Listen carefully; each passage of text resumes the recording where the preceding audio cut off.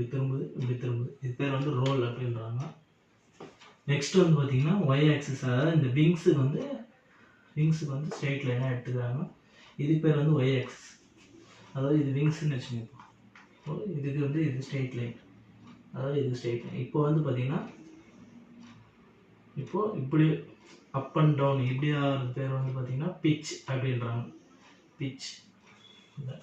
இந்த விங்கு இருக்குங்க, விங்குக்கு இப்படி மேலே இப்படி கீழே, இது வந்து பார்த்தீங்கன்னா பிச் அப்படின்றாங்க.